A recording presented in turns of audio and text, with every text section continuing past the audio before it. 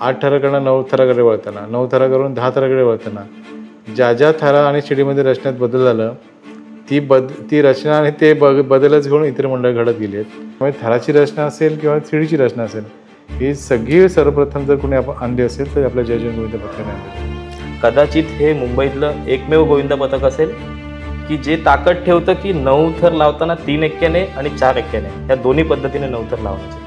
मी बोलत तर तुम्हाला कदाचित अतिशयोक्ती वाटेल. हा प्रयत्न मी 2010लाच केलेला 10 थराचा.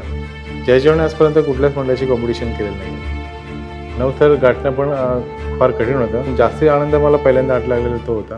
पूर्व उपनगरात पहिल्यांदा सर्वप्रथम लावणारं 8 हे जय जवान होतं. एकच प्रशिक्षक बोलतो, त्यामुळे पुढे उभे राहून कोण उत्तर देत नाही, आर्ग्युमेंट्स करत नाही आहे. 2023ला जवळजवळ आम्ही ग्राउंडलाच 17 का 18 9 थर चढून उतरवले.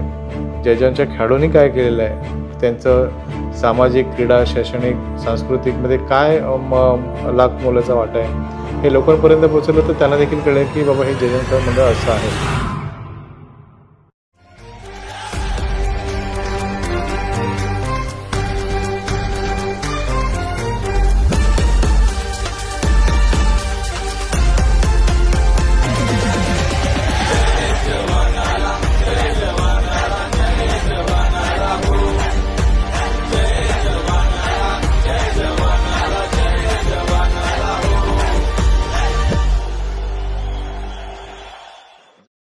नमस्कार मंडळी, मी दर्शन गोरगावकर तुमचं सर्वांचं स्वागत करतो.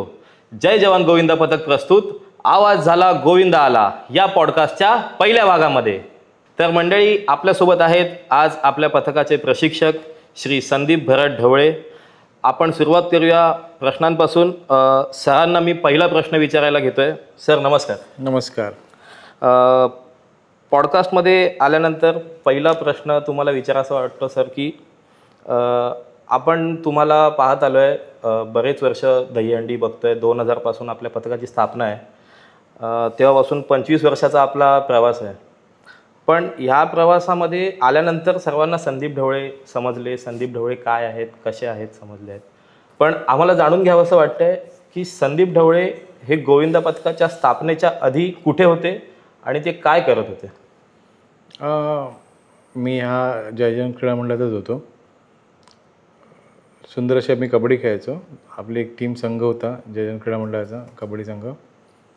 1999 साली आमचा गोविंदा जो आपला कबड्डीची आमची बंद झाली 96 साली, त्यानंतर आम्ही विखुरले गेलो. काही खेळाडू वेगवेगळ्या संघामध्ये गेले, तसंच मी देखील एका संघात गेलो.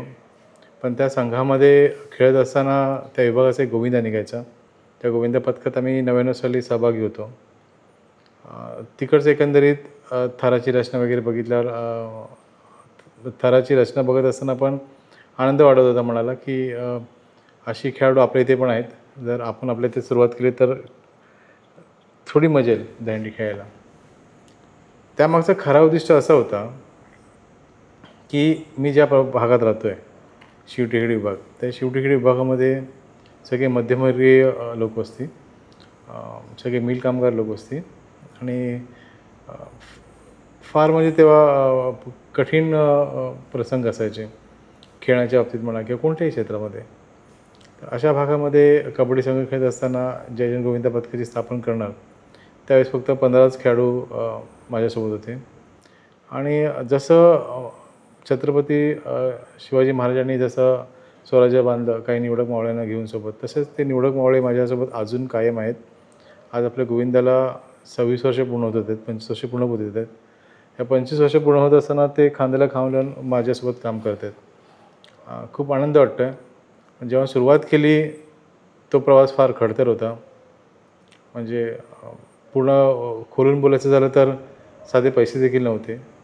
तेव्हा टी शर्ट्स वगैरे ज्या लागायच्या त्या अस्तरच्या टी शर्ट असायच्या. म्हणजे ती एक टी शर्ट काहीतरी 42 रुपये 43 रुपये अशी एक टी शर्ट असायची.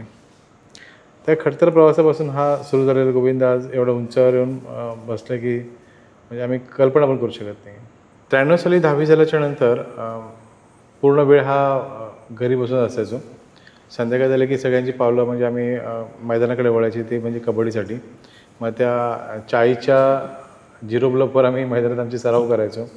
सराव झाल्याच्यानंतर मग पुन्हा सकाळी लवकर उठून गाड्या धुवायला जाणं, गाड्या धुवून आल्याच्यानंतर मग परत ते 8:26ची ट्रेन पकडणं, असा हा प्रवास चालू असायचा. कबड्डीमध्ये फायनल खेळत असताना खूप मजा वाटायची आणि कुठेतरी आपला देखील एक दहीहंडी संघ असावा ही मनात भावना होती. कारण मुंबईचे बरेच संघ आपल्या उपनगरात दहीहंडी फोडायला यायचे. ती तर प्रेरणा होतीच आणि आपला एक संघ निर्माण झाला तर आपल्याला अजून काहीतरी आपल्या दहीहंडीच्या माध्यमातून आपल्या मंडळामध्ये काहीतरी समाजसेवेचे कार्य करता येतील, असं एक त्यामागील उद्दिष्ट होतं. आणि दुसरी गोष्ट की पूर्ण मुंबई आपला जोगेश्वरी जी होती पूर्ण म्हणजे त्या वेगळ्या नजरेने बघायची लोक. जोगेश्वरीमध्ये म्हटलं की म्हणजे मी स्वतः 10वी झाल्याच्यानंतर जेव्हा काम पाहायला गेलो त्या कामाच्या निमित्ताने पण आम्हाला कधी कामावर ठेवलं गेलं नव्हतं. का तर आम्ही तू राहतोच कुठे हा पहिला प्रश्न. मग सांगितलं गेलं की जोगेश्वरी शिवटेकडी बघ म्हटलं की थोडं ते वेगळ्या दृष्टिकोनात पाहिजे. तर अशी परिस्थिती होती. शिक्षण कमी असल्याकारणाने नोकरीच्याच प्रवासात होतो आणि मग कबड्डी खेळता खेळता मग हा आमचा परिवार जमा झाला दहीहंडीचा आणि त्यातनं आम्ही ते थराची रचना केली. सुरुवातीला 5 थरच होते, म्हणजे गोकुळाष्टमीचे आदल्या रात्रीपर्यंत 5 थरच. तर सगळे बडबडायचे, अरे कसं आपण 5 थरामध्ये कुठे फिरणार गोविंदा घेऊन. तर कधी अशा अपेक्षा सोडल्या नव्हत्या, खेळायचं. मग गोकुळाष्टमीच्या दिवशी आमचे 6 थर लागलेले आपल्या जय गोविंद पथकाचे आणि तो एक प्रवास होता. प्रवास सुरू झाला. त्या प्रवासामध्ये मग हळूहळू एक एक खेळाडू जोडत गेले. मग अजून मग 6चे 7, 7चे 8, 8चे 9 आणि 9चे 10च्या मार्गाकडे हे पथक चालताना दिसतंय. त्यावेळेस म्हणजे नोकरी करायचा विषय असायचा, पण नोकरी आणि डोक्यात सतत ते दहीहंडीचे विचार आणि ते उभ्या आयुष्यात मी कधी नोकरी केलीच नाही. लग्नाच्या वेळेस फक्त नोकरीला होतो की कोणीतरी कामाला असेल तर मुलगी देईल लग्नाला, म्हणून ती 2006 साली एक इंटेलेक्ट सपोर्ट सर्व्हिस होतं, म्हणजे डॉक्युमेंट कलेक्शन, त्या कंपनीत कामाला होतो. लग्न झालं. पण उभ्या आयुष्यामध्ये नोकरी हा जेव्हा मी असा विचार केला की दहीहंडीसाठी वेळ काढायचा, पण त्याला एवढा त्याग दिला आहे ना मी स्वतःचा की मी नोकरीच केली नाही. कारण सकाळी लवकर उठायचंच नाही आणि कधी उठायचं म्हटलं तर ते सतत डोक्यात विचार असायचे दहीहंडीचे. नोकऱ्या पण गेल्या, पण ठीक आहे, काही हरकत नाही. थोडक्यात सर सांगायचं झालं तर आपल्या बोलण्यातून जाणवते की तुम्ही दहीहंडीसाठी खूप स्वतःचं सॅक्रिफाईस केलेलं आहे आणि तुम्ही खूप साऱ्या गोष्टी दहीहंडीसाठी सोडल्या आहेत आणि हे केल्यामुळेच कदाचित आज आपण समजू शकतो की तुम्ही ह्या मंडळासाठी आणि दहीहंडीसाठी तुमचं म्हणायला गेलं तर आयुष्य लावलेलं आहे पूर्णपणे. हो, नक्कीच. आज 25 वर्ष गोविंदा पथकाला होत आहेत. गोविंदा स्थापन केला तेव्हा माझं वय वर्ष 19 होतं. अशी मनात पुसटशी कल्पना पण नव्हती की आपण एवढ्या उच्च स्तरावर आपला हा गोविंदा घेऊन जाणार आहोत. बरोबर. आणि या गोविंदाच्या यशामागे खरेखुरे जर कोण असेल तर ते माझे आईवडील आहेत. आईवडिलांच्या आशीर्वादामुळेच आम्ही इथपर्यंत पोचलो. आई बडबडायची की हंडी खेळू नकोस, हंडी खेळलास तर मग अपघात होतात, हातपाय मोडतात वगैरे वगैरे वगैरे, सगळं खूप काही गोष्टी असायच्या. पण आईचं हां हां करायचो, पुन्हा त्या मार्गाने मैदानात यायचो, पुन्हा ते सवंगडी गोळा व्हायचे, पुन्हा आमची ती थराची रचना चालू व्हायची.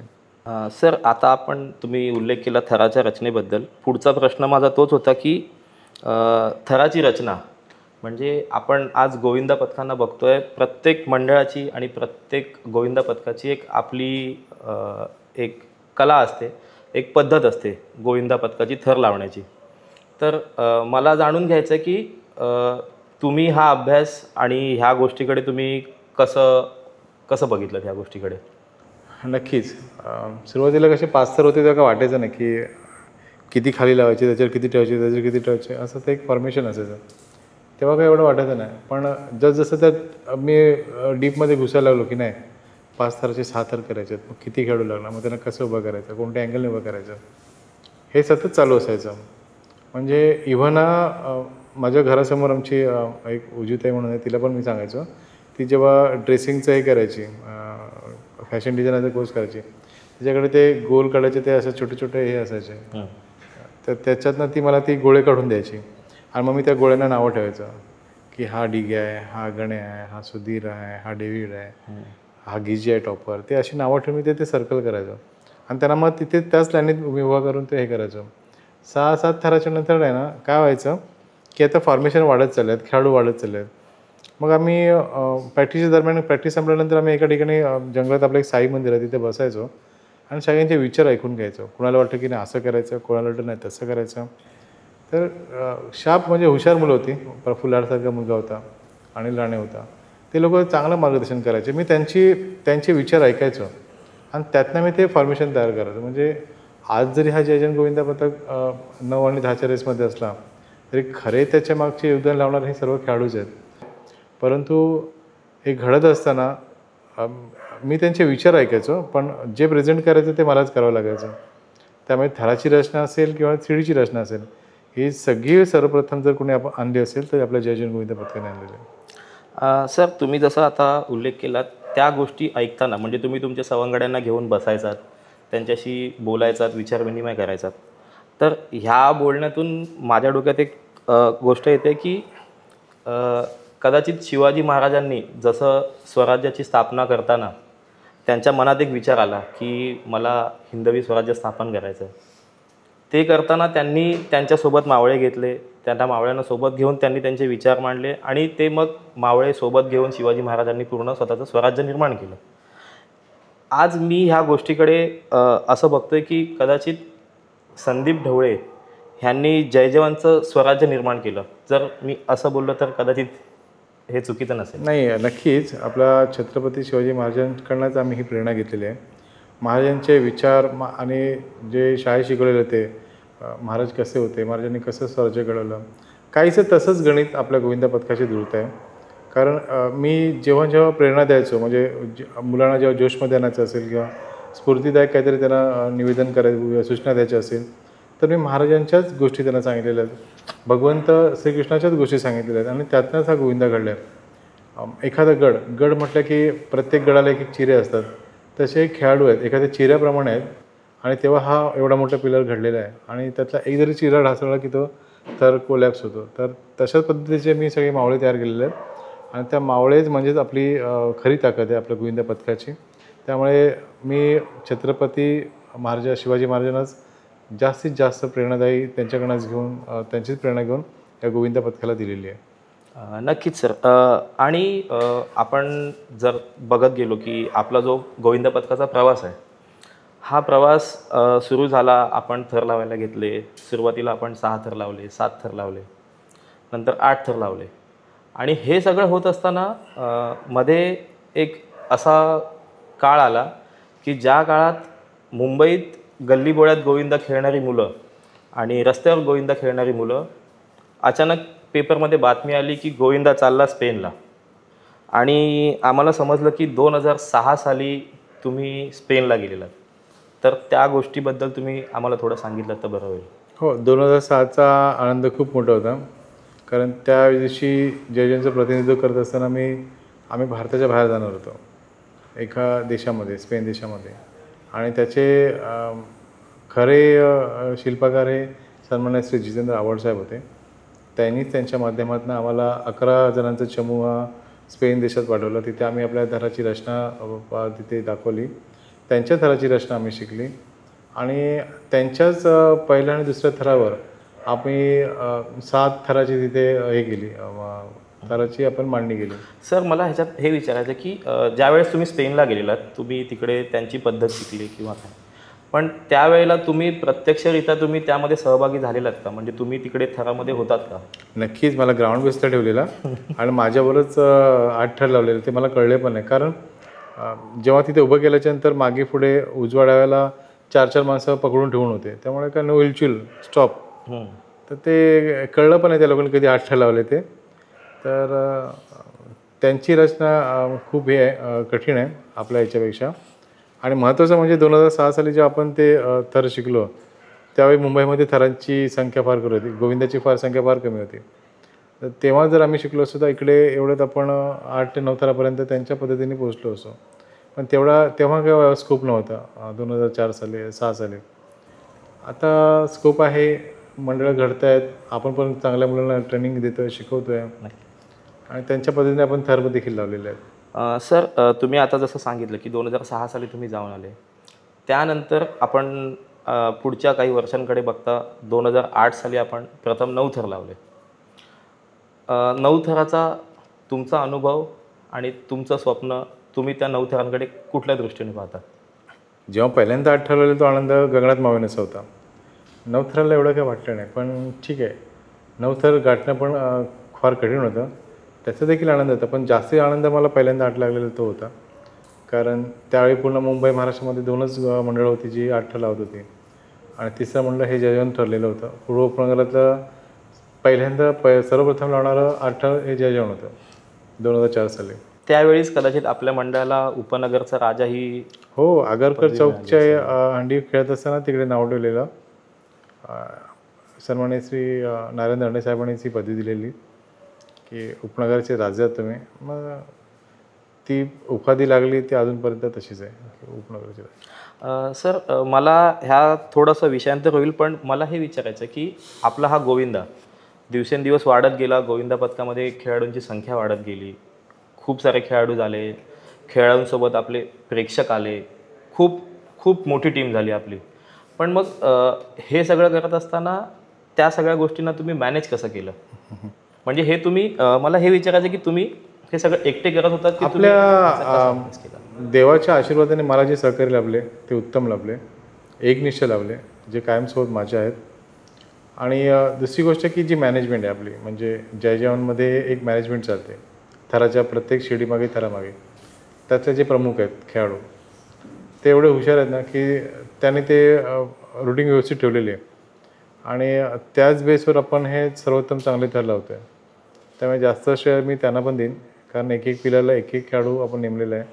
एक मॅनेजमेंट ही खूप कठीण असते आणि याच्यामध्ये फक्त एक शिट्टी जी प्रशिक्षक आहे आणि एकच प्रशिक्षक बोलतो, त्यामुळे पुढे उभे राहून कोण उत्तर देत नाही, आर्ग्युमेंट्स करत नाही आहे. आर्ग्युमेंट्स जे करायचे असेल ते थर प्रॅक्टिस संपल्याच्या नंतर आणि पुन्हा तेच आम्ही भावकीने एकत्र बसतो आणि त्यातल्या ज्या काही चुका असतील त्या आम्ही सोडवण्याचा प्रयत्न करतो. तर मॅनेजमेंट ही खूप महत्त्वाची आहे थरासाठी, शिडीसाठी. सर तसंच आता जसं तुम्ही सांगितलं की मॅनेजमेंट, तर तुम्ही हे सगळं मॅनेज करत होतात सगळ्या गोष्टी. गोविंदा पथकामध्ये नवीन नवीन गोष्टी तुम्ही घेऊन आलात. थराची रचना म्हणा, मॅनेजमेंट कशी करायची, डिवाईड कसं करायचं किंवा गोष्टी वाटून कशा द्यायच्या, जबाबदारी कशी द्यायची, हे करत असताना आमच्या लक्षात आलं की 2008च्या पूर्वीपर्यंत गोविंदा पथक जेव्हा यायची मैदानात तेव्हा, आणि अचानक 2008 साली एक गोविंदा आला ज्याच्याकडे लोकांनी बघितलं की अरे हे काय, हा गणवेश आणि असे कपडे घालून हा कोणता गोविंदा आला आहे.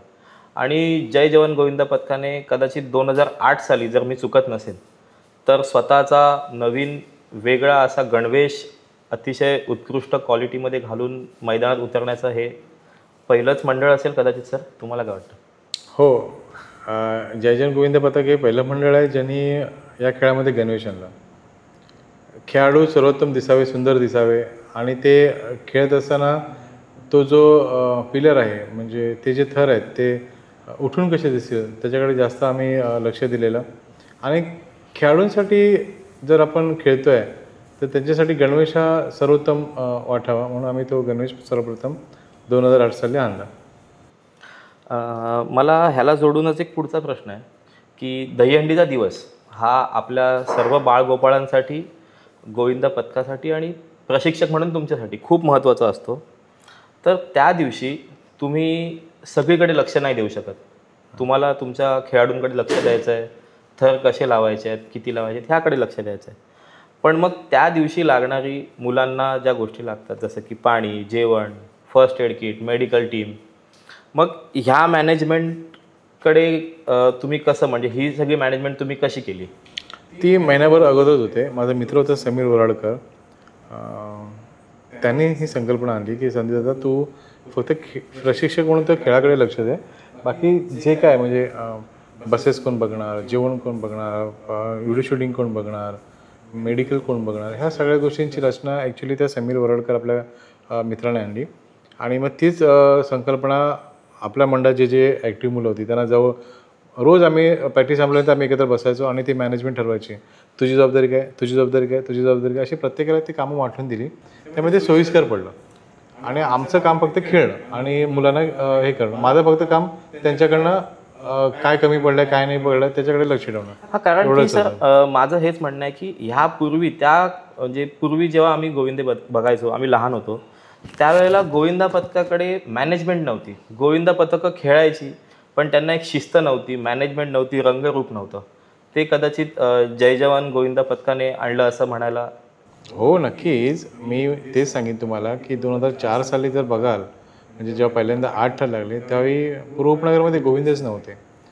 म्हणजे तसं बघायला गेलास तर माझ्या मते 30-32 गोविंद असतील उपनगरामध्ये. तर आज त्याची संख्या तुम्ही बघा. आपण 2004 साली जेव्हा पहिल्यांदा 8 लावले आणि एक एक गणित आपण जसे उघडत गेलो तसं आपण एक प्रत्येक गोविंदा म्हणजे एवढी गोविंद आले असेल आपल्या ग्राउंडवर की त्यांना आपण सगळ्यांना भरभरून दिलं आणि वाटल्याने ज्ञान वाढतं. म्हणून कदाचित आपला हा गोविंद एवढा मोठा चाललेला आहे, होत चाललेला आहे. या सगळ्या ज्या गोष्टी आहेत मॅनेजमेंटपासून गणवेशापर्यंत सगळ्या गोष्टी ह्या आपणच पहिल्या गोविंदा पथकात आणलेल्या आहेत. सर मला हेच म्हणायचं आहे की आज ह्या खेळाला आणि म्हणजे खेळ न म्हणता आज ह्या गोविंदाला खूप असं ग्लॅमर आलं आहे. ग्लॅमर आज गोविंदा टी व्हीमध्ये दिसतो आहे. पहिला गोविंदाला कोण ओळखत नव्हतं, आज गोविंदा दिसतो आहे. गोविंदाला लोक ओळखत आहेत. तुला ॲज अ प्लेयर म्हणून प्रत्येकाकडे बघितलं जातं आहे, रिस्पेक्ट मिळतो आहे. पण ह्या ग्लॅमरच्या दुनियेमध्ये तुम्ही आपल्या मंडळामध्ये आणि आपल्या मुलांमध्ये संस्कृती जपून ठेवण्यासाठी काय करता? नक्कीच. या गोविंदाच्या माध्यमातून नवीन तरुण येताना खास करून जे 3 महिने असतात ते आपल्या जिमकडे, आपल्या मैदानाकडे वळले जातात. खूप वाईट गोष्टींपासून ते लांब होतात. नाक्यावर थांबणं किंवा कुठल्या एखाद्या बारमध्ये किंवा कुठे अशा सगळ्या ज्या काही गोष्टी आहेत त्या साईडला ठेवून जिम करणं, व्यायाम करणं, एकोपा वाढवणं, सामाजिक बांधिलकी जपणं या बऱ्याच गोष्टींकडे तरुण वर्ग वळला आणि त्याचा अभिमान वाटतो की एक संघ राहत असताना एकमेकाच्या परिवारामध्ये सुखदुःखासाठी ही तरुण मंडळी येतात. आणि असेच काही प्रसंग जर आलेच मुंबई, महाराष्ट्रावर तर ही तरुण मंडळी पुढे राहून त्या प्रसंगांना तोंड देखील देते. बरोबर सर. मला पुढचा तुम्हाला एक प्रश्न विचारायचा आहे की प्रत्येक गोष्ट असते त्याची एक खासियत असते कोणत्याही गोष्टीची, की ही गोष्ट आहे तर ही अशी छान आहे, ह्याच्यामध्ये हे छान आहे. तर जय जवानची खासियत काय आहे सर? जयजनची खासियत संघ बांधिलकी, एकी जी आजपर्यंत कायम आहे. इथे नाही कोणी मोठं आहे, नाही कोणी छोटं आहे. एक समान सगळे आहेत खेळाडू आणि एक परिवार म्हणून आम्ही सगळे एकत्र आहोत. त्याची ही खूप मोठी खासियत आहे. आणि ही झाली एक बाजू जी तुम्ही तुमच्या पद्धतीने सांगितली. पण प्रेक्षकांना जाणून घ्यायचं आहे की कदाचित थराच्या बाबतीत मला विचारावंसं वाटेल की थराची खासियत कशी असेल आपली? थराची खासियत म्हणजे कदाचित आपण त्याला वेगळे पण म्हणू शकतो किंवा तुम्ही काही गोष्टी त्याच्यामध्ये ज्या तुम्ही स्वतःहून त्याच्यामध्ये आणल्या, ज्या ह्याच्या आधी कधी गोविंदा पथकामध्ये कुठल्या नव्हत्या, अशा गोष्टी तुम्ही कशा आणल्यात आणि तुम्ही त्याच्यासाठी कसं अभ्यास केलात त्याच्यामागे? थराची खासियत म्हणजे आता विचार करा की 2004 साली पहिलं लावणारं 8 थर लावणारं पहिलं मंडळ, 8 थराकडनं 9 थराकडे वळताना, 9 थराकडून 10 थराकडे वळताना ज्या ज्या थरा आणि शिडीमध्ये रचण्यात बदल झालं ती रचना आणि ते बदलच घेऊन इतर मंडळ घडत गेली आहेत आणि आम्ही ते सगळ्यांना दिलं आहे, भरभरून दिलं आहे. आणि त्याचा आम्हाला अभिमान वाटतो की आम्ही जे पेरलं ते आज चांगलं उगवत आहे. म्हणजे आम्ही कुठल्याच मंडळाला नाराज केलं नाही किंवा कुठल्याच खेळाडूंना नाराज केलं नाही. जी पथकं आली, जी मंडळ आली त्याला आम्ही भरभरून दिलं. ग्राउंडवर उभे राहून आम्ही प्रत्येक मंडळाला आम्ही थर शिकवलेले आहेत. त्यात महिला पण आहेत, त्यात महिला गोविंद पथक पण आहे, त्याच्यामध्ये पुरुष गोविंद पथक पण आहेत. सर आपला हा गोविंदा पथकाचा 25 वर्षाचा प्रवास आहे आणि ह्या प्रवासाकडे बघताना तुमचं आवडतं वर्ष कोणतं? आवडतं वर्ष म्हणजे जेव्हा 2014 साली या गोविंदा मंडळांना बंदी आणली, म्हणजे कायद्याच्या कचाट्यामध्ये जेव्हा दहीहंडी अडकली गेली, त्या 2014ला जेव्हा निषेध नोंदवायचा होता 2014-15ला की हंडी वाचली पाहिजे आणि हंडी वाचत असताना आम्ही जेव्हा सुप्रीम कोर्टात पहिलं पाऊल टाकलं तिथेच आम्ही जिंकलेलो आणि ती कायद्याच्या कचऱ्यात अडकलेली आपली दहीहंडी आम्ही सुखरूप बाहेर काढली. तो आनंद गगनात मावण्यासारखा. कारण जर आम्ही दहीहंडी सुप्रीम कोर्टात गेलोच नसतो तर आज हे जे दहीहंड्या चालत आहेत ना ते चालत नसतं. तेव्हा आम्ही एकदम धाडसाने हे पाऊल उचललं आणि सुप्रीम कोर्टात खर्चाने जाऊन ही दहीहंडी वाचवली. त्याचा अभिमान वाटतो आणि सपोर्टला सगळेच होते, नेते मंडळी देखील होते, काही सामाजिक संस्था पण होत्या. ती नंतरची गोष्ट, पण तेव्हा जर धाडसच केलं नसतं तर आज ही दहीहंडी वाचली पण नसते. मित्रांनो, त्याचा एक आनंद खूप वाटतो. मित्रांनो, मला हीच एक खासियत वाटते संदीप सरांची की एखाद्या कुठल्याही व्यक्तीला जर मी विचारलं असतं की तुझं आवडतं वर्ष कोणतं, तर त्याने सांगितलं असतं की मी 7 थर लावले, 8 लावले, 9 लावले, हे माझं आवडतं वर्ष. पण सर तुम्ही सांगितलं की ज्या वर्षी हंडी कायद्याच्या कचाट्यात सापडलेली आणि तुम्ही त्या कचाट्यातून वाचवली आणि हंडी जगवली, ते वर्ष तुमचं आवडतं वर्ष आहे. नक्कीच. हे खूप ऐकून आनंददायी आहे. बरं वाटतं सर. आणि म्हणजे तुम्ही हंडीला एका वेगळ्या नजरेने बघता हे देखील ह्या उत्तरातून तुमच्या जाणवतं आहे. जय जवान गोविंदा पथक जेव्हा घडत गेलं 25 वर्षामध्ये घडत होतं, त्यामध्ये असं कधीच झालं नसेल की हा फक्त ग्राफ वरतीच गेला. ह्यामध्ये काही अशी वर्ष असतील की ज्या वर्षांमध्ये कदाचित थोडंसं डगमग झाली असेल किंवा थर लागत नव्हते. तर असा काही पॅच पण आपल्या मंडळाने पाहिला आहे का? नक्कीच. 2001 आहे, 2009 आहे, 2013 आहे आणि त्यानंतर 2019 जेव्हा 10 थरासाठी आम्ही प्रयत्न करत होतो.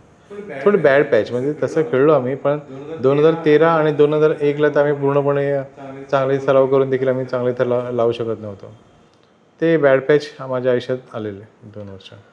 आणि सर जसं आता आपण सांगितलं की बॅड पॅच आला, पण आता आपण जसं आपला गोविंदाचा प्रवास बघितला तर 2000 कदाचित 22-23 नंतर जय जवान गोविंदा पथक एक वेगळ्या कुठल्या तरी एका गोष्टीकडे वळतोय. तर हा प्रयत्न सर तुम्ही जो केला, म्हणजे डायरेक्ट तुम्हाला प्रश्न विचारतो की 10 थर, हा जो प्रयत्न झाला हा आपण कदाचित 2022-23ला केलेला की त्याआधी कधी हा प्रयत्न झाला आहे? हां, मी बोललो तर तुम्हाला कदाचित अतिशयोक्ती वाटेल. हा प्रयत्न मी 2010लाच केलेला, 10 थराचा. म्हणजे डेअरिंग केलेली. 10 बसवल्याने आमचे थर पडले. त्याच्यानंतर 2010 झाल्याच्या नंतर डायरेक्ट आम्ही 2019ला चालू केली 10 थराची प्रॅक्टिस. ते 19पासून नंतर ते 20-21ला हे आला कोरोना. त्याच्यानंतर पुन्हा आम्ही प्रयत्न केले. म्हणजे लगातार 5-4 वर्ष झाले आम्ही 10 थरासाठी प्रयत्न करतो आहे. एक स्टेप पूर्ण करतो, पण अजून पूर्ण झालेली नाही आहे. लास्ट याला पण 9 थर 9.5 थरापर्यंत पोचलो आणि थर कोसळले. बघूया देवाने काय लिहिलं आमच्या नशिबात आणि आमचे खेळाडू काय करून दाखवत आहेत. पण नक्कीच 10 थराच्या स्वप्नांमागे आम्ही जात आहोत. खडतर प्रवास आहे, मेहनत खूप आहे, पण एक दिवस तरी नक्की विजयाचा झेंडा आम्ही रोवणार. नक्कीच सर, आमच्या तुम्हाला शुभेच्छा असतील. मला पुढचा प्रश्न कदाचित 9 थराला घेऊन आणि त्याच्याशी रिलेटेड आहे की 9 थर लावणारं गोविंदा पथक कोणतं कितवं ह्या विषयाकडे मी जात नाही आहे.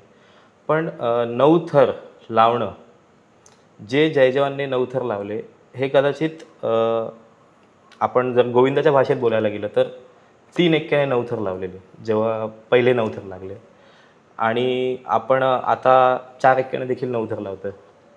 तर माझ्या दहीहंडीच्या माहितीनुसार किंवा माझ्या अभ्यासानुसार कदाचित हे मुंबईतलं एकमेव गोविंदा पथक असेल की जे ताकद ठेवतं की 9 थर लावताना 3 एक्क्याने आणि 4 एक्क्याने ह्या दोन्ही पद्धतीने 9 थर लावण्याचे. नक्कीच. मी सांगताना थोडंसं तुम्हाला थांबवीन. जय जवान आजपर्यंत कुठल्याच मंडळाची कॉम्पिटिशन केलेलं नाही आहे. आज जे काही जय जवान आहे ते स्वतःच्या स्वकर्तृत्वावर आहे. 9 थर 3 एक्क्याने लावले. 3 एक्क्याने लावल्याच्या नंतर देखील बरेच बॅड कमेंट्स आल्या. 4 एक्क्याने 9 थर लावा, 4 एक्क्याने 9 थर लावणारा अजून मंडळ कोण पैदा नाही झाला वगैरे, अशा बऱ्याच बॅड कमेंट्स आल्या. मग कुठेतरी विचार केला की 4 एक्के लावणं गरजेचं, पण त्या 4 एक्क्यांसाठी लागणारी त्या क्षमतेचे खेळाडू तिथे मला मिळत नव्हते आणि मिळाले. मग 3 एक्क्याने पण लावले आणि 4 एक्क्याने पण आम्ही 9 थर लावले. लास्ट म्हणजे 2023ला जवळजवळ आम्ही ग्राउंडलाच 17 का 18 वेळा 9 थर चढून उतरवले 4 एक्क्याने. म्हणजे ती हॅबिट, ती क्षमता बघता आता आपण जय जवान गोविंदा पथक म्हणून 3 एक्क्याने पण लावतो आणि 4 एक्क्याने पण लावतो. तर मला कोणाची कॉम्पिटिशन नाही आहे, पण एक सांगताना खूप आता गर्वाने अभिमान वाटतं की ज्याने ज्याने ते बॅड कमेंट्स केलं ना त्यांना मी खेळातनं चांगलं उत्तर दिलेलं आहे. सर प्रॅक्टिसचा तुम्ही आता उल्लेख केला की तुम्ही प्रॅक्टिसमध्ये जास्तीत जास्त वेळा नवथर लावले. एक प्रेक्षकांना म्हणून एक साधा प्रश्न माझ्या मनात आला आहे की तुमच्या मते अजूनपर्यंत सरावाच्या मैदानात आपण किती वेळा नवथर लावले असतील? तसं पाहायला गेलात ना तर भरपूर वेळ आहेत.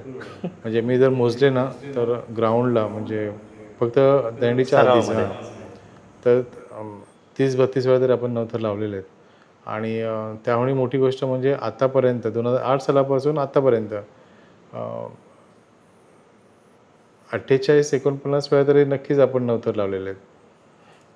म्हणजे तुम्ही बोलायला गेलं तर आपण मंडळाने एक सातत्य ठेवलं. सातत्य नवथर म्हणजे असं नाही झालं की तुम्ही एक क्रिकेट खेळायला गेलो, आपण क्रिकेट खेळतो, एका दिवशी माझी बॅट चांगली लागली, मी सेंचुरी केली, तुमची सेंचुरी झाली, पण त्या खेळाडूकडे कदाचित परत त्याच्याकडून बॅटिंग होत नाही आहे. पण तुम्ही कदाचित त्याच्यासाठी खूप अभ्यास केला असेल, खूप मेहनत घेतली आणि तुम्ही कदाचित ह्या दहीहंडीमधले म्हणजे गोविंद पथक, एक सचिन तेंडुलकर म्हटलं तर वावगं ठरणार नाही की ज्याने स्वतःला कायम त्या फ्लोमध्ये ठेवलं, कायम फ्रंट फूटवर राहून प्रत्येक गोष्टीमध्ये गोविंद पथक आपलं खेळलं आणि आपण ह्या गोष्टीकडे वळत राहिलो कायम. फ्रंट फूटवर विषय निघाला तर मला सर तुम्हाला त्याच्याशी रिलेटेड प्रश्न विचारायचा आहे की जेव्हा दहीहंडी कायद्याच्या कचाट्यात सापडलेली आणि बरीचशी मंडळं होती की ज्यांना वाटतही होतं की काहीतरी झालं पाहिजे, काहीतरी झालं पाहिजे, पण कोण पुढे येत नव्हतं की ही जबाबदारी घेणार कोण, किंवा उद्या जर एखादी पोलीस कंप्लेंट झाली, केस झाली, तर ती स्वतःच्या अंगावर कोण घेणार आणि दहीहंडीसाठी इतकी हिंमत कोण करणार. तर त्यावेळेला तुम्ही तो निर्णय कसा घेतला की तुम्ही अगदी सगळ्यांना बाजूला सारून अगदी पुढे येऊन सगळ्या गोष्टी तुम्ही केल्यात, त्याबद्दल तुम्ही काय म्हणता? दहीहंडी म्हणजे माझा श्वास आहे. दहीहंडी म्हणजे मी त्याला देवता म्हणतो आमच्या त्या थराला पूर्ण. आणि त्या जीवकी प्राण आहे आपल्या मराठी मुलांसाठी. आणि दहीहंडी वाचवताना मी नक्कीच काही गव्हर्मेंट जॉबला मुलं होती, काही जण चांगल्या कंपनीत चांगल्या हुद्द्यावर कामाला होती, पण त्यांचं आयुष्य कुठेतरी बर्बाद होऊ नये. पण आपण तर असेच होतो. म्हटलं काय नाही, केस तर केस, पण ठीक आहे, देवाचा आशीर्वाद होता, आम्ही त्याला पण सामोरे गेलो. पण असं काही कुठल्या घटना घडल्या नाही, पण ती दहीहंडी वाचवली. खूप कठीण प्रसंग होता, लोकांनी खूप नावं ठेवली. म्हणजे मला तर पूर्ण हेच ठेवलेलं, पूर्ण की हा काय, याला तर ओवाळून टाकलेला आहे वगैरे, अशा खूप बॅड कमेंट्स मी ऐकल्या. पण मनात एक ध्येय होतं की नाही, दहीहंडी वाचली पाहिजे, सण वाचले पाहिजेत आणि हिंदू संस्कृती ही कुठेतरी टिकली पाहिजे. आणि दोनच उत्सव आहे जिथे मराठी माणसं किंवा हिंदुत्व हे उघडपणे दिसतं. ते म्हणजे गणेशोत्सव आणि दुसरं दहीकला, जिथे रस्त्यावर लाखो प्रमाणात तरुण वर्ग उतरलेला असतो. आणि ती कुठेतरी एक खंत होती की गोविंदा बंद झाला तर या सगळ्या गोष्टी बंद होणार. पण नाही, देवाच्या आशीर्वादाने आम्ही ते देखील सुखरूपपणे आपले गोविंद वाचवला, दहीहंडी वाचवली. आणि खूप बरं वाटतं की आज या आनंदात, उत्सवामध्ये हा सण आपला साजरा होतो आहे. सर तुम्ही आता जसं म्हटलं की आपण त्या कायद्याच्या कचाट्यात दहीहंडी सापडलेली, आपण तो लढा देत होतो. तो लढा देत असताना आपल्याला सरकारकडून त्या गोष्टीसाठी परवानगी नव्हती की तुम्ही थर लावावेत किंवा काय करावं. तर ह्या वेळेला गोविंदा पथक विचार करत होते की आपण काय करायचं, जर हंडीच नसेल तर आपण थर कुठे लावायचे.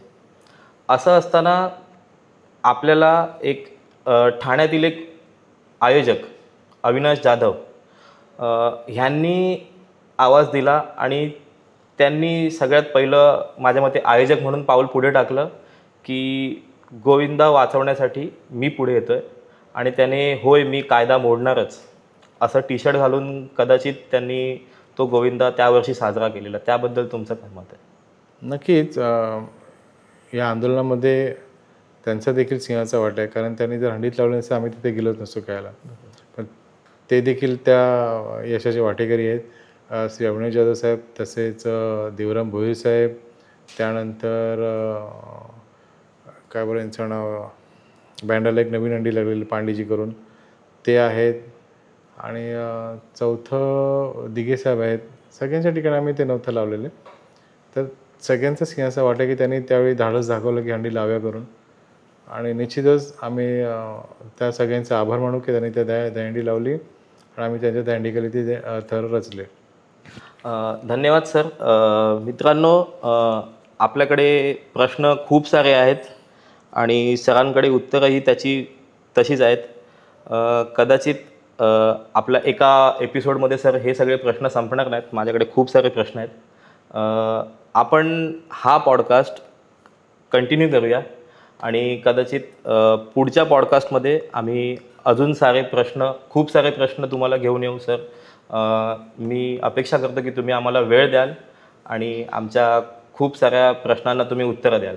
नक्कीच. दहीहंडीमध्ये तुम्ही जेवढं खोदून विचारणार माझ्याकडनं नक्कीच चांगलं बाहेर निघणार. कारण त्या दहीहंडीसाठी काय योगदान दिलं आहे, माझ्या सहकाऱ्यांनी काय योगदान दिलं आहे ते खूप मला जवळून मी बघितलेलं आहे. तर तुम्ही जास्तीत जास्त प्रश्न विचारायचा प्रयत्न करा आणि मी जास्तीत जास्त चांगले उत्तर आणि ह्या पुढचे जे प्रश्न असतील कदाचित पॉडकास्टमधले ते कदाचित कॉमन प्रश्न नसतील. आम्ही थोडेसे वेगळे, म्हणजे ज्याला एक वेगळी बाजू असेल असे प्रश्न घेऊन यायचा प्रयत्न करू, जेणेकरून लोकांना दहीहंडीच्या वेगवेगळी बाजू, म्हणजे दहीहंडीची आपण एकच बाजू सगळेजण बघतात किंवा एकच बाजू लोकांना समजते. आपण प्रयत्न मी तुम्हाला सगळ्यांना धन्यवाद देईन की ही जी सिस्टम आहे ना, काय पॉडकास्ट त्या माध्यमातून तुम्ही दुनियाभर दाखवणार आहात. पण त्याच्या आधीचं तुम्हाला मी सांगेन की आम्हाला, म्हणजे आमचा पेपरात फोटो यावा म्हणून आम्ही ना दादरच्या हंडीखाली पहिले जाऊन बसायचो. सकाळी 7 वाजता जाऊन बसायचो की हंडी कधी लागते, कारण तिथला फोटो सगळ्या पेपर वृत्तपत्रात यायचं. तर तिथला झालेला सर्व प्रवास आज इथपर्यंत येतो की आम्ही लाईव्ह बोलतो. आपण खूप बरं वाटतं की आपण काय आहोत ते लोकांपर्यंत पोचणं गरजेचं आहे. जयजवान मंडळ म्हणून जयजवानच्या खेळाडूंनी काय केलेलं आहे, त्यांचं सामाजिक, क्रीडा, शैक्षणिक, सांस्कृतिकमध्ये काय लाख मोलाचा वाटा आहे हे लोकांपर्यंत पोचवलं तर त्यांना देखील कळेल की बाबा हे जयजवान मंडळ असं आहे. आणि मी तुम्हाला खरंच धन्यवाद देईन, तुम्ही असा हा पॉडकास्ट कायम चालू ठेवा. याच्यामध्ये आपले जे जुने सहकारी खेळाडू आहेत त्यांना देखील इन्व्हॉल्व करा. त्यांच्याकडनं पण माहिती घ्या, म्हणजे ती आपल्या पूर्ण प्रेक्षक वर्गापर्यंत ती जाईल माहिती आणि त्यांना त्यातला आनंद घेता येईल. नक्कीच सर. धन्यवाद. तुम्ही जसं सांगितल्याप्रमाणे आपण प्रयत्न करू की ह्यापुढे अजून चांगले प्रश्न, कदाचित सरांच्या जोडीला अजून एखाद दुसरे आपले मित्र आपल्यासोबत जोडले जातील. सर धन्यवाद. आपण आम्हाला वेळ दिल्याबद्दल धन्यवाद. जय हिंद, जय महाराष्ट्र.